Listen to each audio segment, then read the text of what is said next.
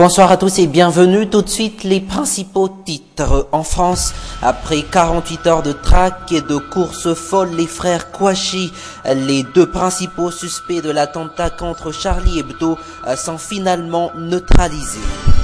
Discours toujours creux de la part de Erazo Narmampian, le chef de l'État qui s'est fait voler la vedette par Marc Ravalman ce jour. La zone de convergence dans le canal de Mozambique pourrait d'ici 2 jours se transformer en cyclone. En attendant, le BNGRC recense déjà plus de 1000 sinistrés. Des maisons démolies en Douanimanche, les habitants se manifestent contre.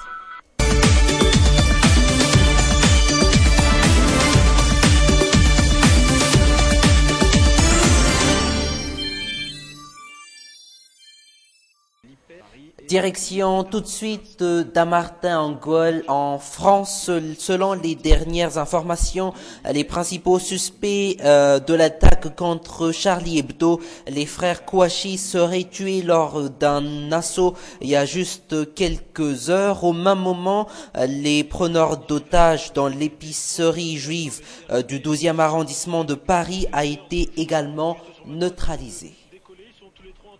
Saïd et shérif Kouachi ont été traqués depuis le soir même de l'attaque au siège de Charlie Hebdo et c'est finalement à Dammartin qu'ils ont été retrouvés puis tués. Nous allons revenir en images sur ces dernières 48 heures. Regardez. Une petite zone d'activité de Seine-et-Marne en état de siège. C'est là que les frères Kouachi se sont retranchés. Les unités d'élite de la police et de la gendarmerie sont sur place. Sur ces photos, on les voit armés, casqués, prenant position à proximité de l'entreprise. Il pourrait y avoir des otages sans confirmation. Personne ne sait exactement ce qui se passe à l'intérieur.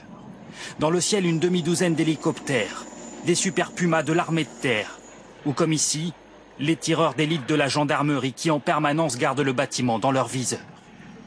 Des ambulances arrivent sur place, sans doute prépositionnées en cas de fusillade. Tout le secteur est bouclé. Chaque route, chaque carrefour est occupé par les forces de l'ordre. Les journalistes et les curieux sont gardés à bonne distance pour des raisons de sécurité. Chérif et Saïd Kouachi, en cavale depuis 2 jours, ont été repérés tôt ce matin à une vingtaine de kilomètres au nord-est de Paris. Ils braquent une voiture à Montagny-Sainte-Félicité. À un barrage de police, quelques minutes plus tard, le véhicule est aperçu, une fusillade éclate. Les 2 hommes trouvent alors refuge à Dammartin en Goële dans cette entreprise. CTD, un imprimeur. Devant l'entrée, un commercial y est arrivé pour un rendez-vous. Il a croisé un des 2 fugitifs. Il pensait que c'était un policier.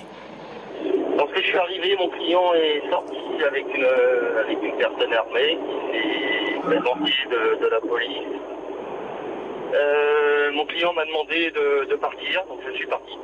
Et la personne qui s'était présentée comme étant de la police m'a dit écoutez, partez, de toute façon on ne tue pas les civils.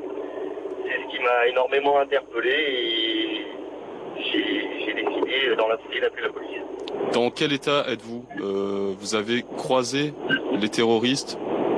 J'ai croisé un des terroristes et je lui ai serré la main pour lui dire bonjour. Et je pense que je vais aller voir mes collègues et jouer au loto. Et je pense que j'ai eu beaucoup de chance ce matin. Des renforts de gendarmerie continuent à affluer sur place. La commune de 8000 habitants est intégralement bouclée. Chaque voiture est inspectée. Tous les riverains.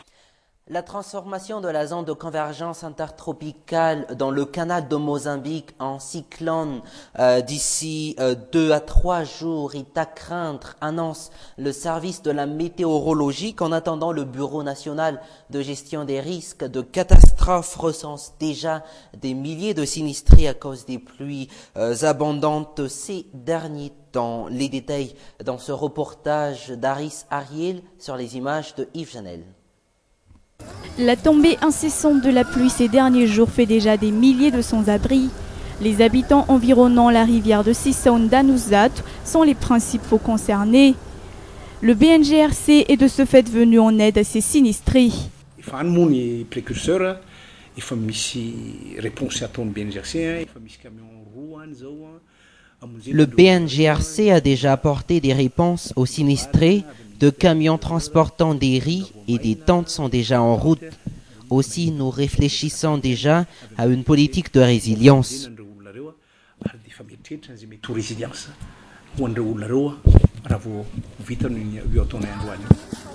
Ces gens quittent leur domicile à leur insu en raison d'inondations. Mais l'actuelle saison donne raison à ces pluies diluviennes. Au pire, le service de la météorologie parle de 2 probables mauvais temps qui se créeront dans un futur proche.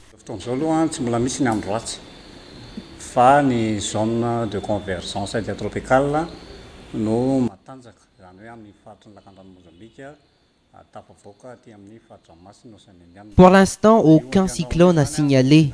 Seulement, nous craignons que la zone de convergence intertropicale dans le canal de Mozambique se transforme en cyclone d'ici 2 ou 3 jours. Celle qui est dans l'océan Indien pourra également se transformer, mais elle n'aura pas d'impact sur la grande île.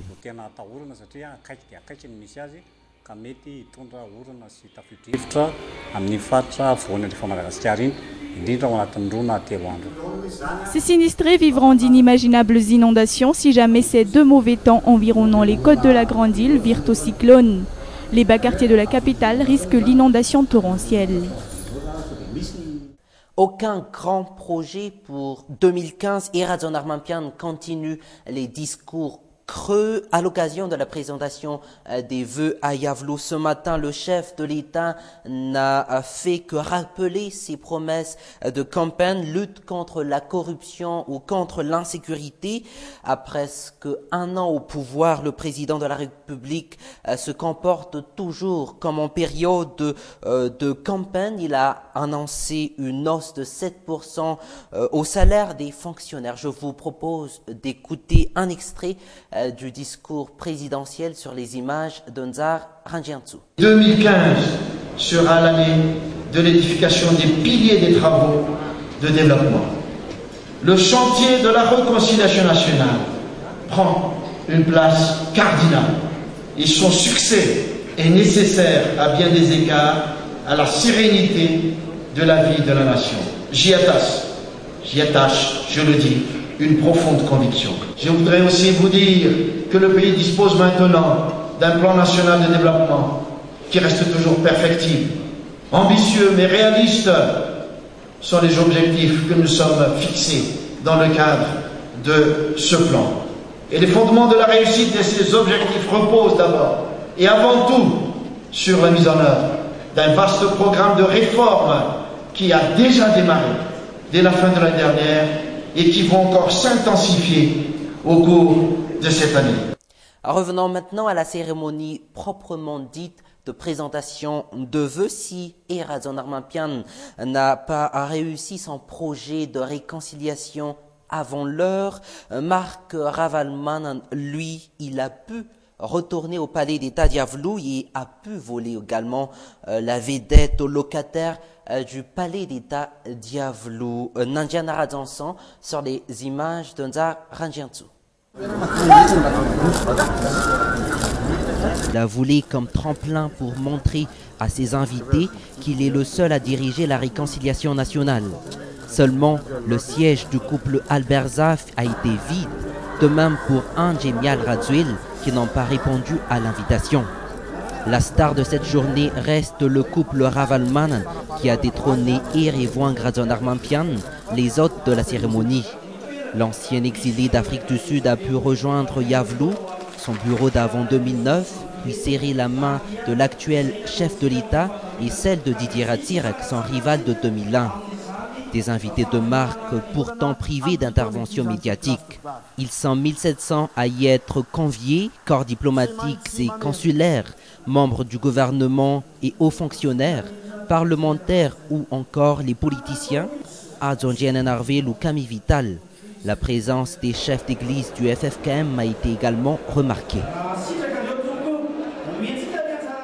Et l'Union européenne débloquera 510 millions d'euros cette année pour la grande île, annonce son ambassadeur en marge de la cérémonie de présentation de vœux à Yavlou. Ce jour, une aide budgétaire pourtant soumise à des conditions, celle de la bonne gouvernance. Écoutons l'ambassadeur de l'Union européenne.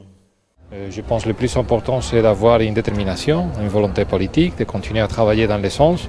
C'est vrai qu'il y a une certaine lenteur qui est reconnue, même par les membres du gouvernement, dans la mise en place de ces réformes et de ces mesures qui sont tout à fait imprescindibles. Mais en même temps, c'est vrai que 2014 a été une année compliquée, une année difficile de sortie de crise.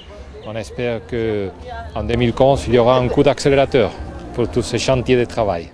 Et pour terminer, direction tout de suite Antoine-Dimanche-16 où des familles ont manifesté ce jour leur colère contre la démolition de leur habitat ou de leur fonds de commerce. Touvra Kunjavoun et Yves Janel étaient également sur place. Des groupes de personnes et des banderoles, nous sommes à Antoine-Dimanche-16 dans le 2e arrondissement. C'est une manifestation des habitants en cause la démolition de quelques maisons dans ce quartier. Ce terrain appartient à la commune, mais une personne se dit être le propriétaire. Et nous sommes venus ici car le chef de Fuktan ne nous protège pas. La démolition de ce matin fait une cinquantaine de sans-abri, parmi eux ce père de famille qui ne trouve où aller.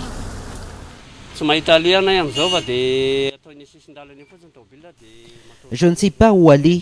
Je pense que pour l'instant, on va camper dans la voiture. Pour les mobiliers, on va les déposer chez nos proches.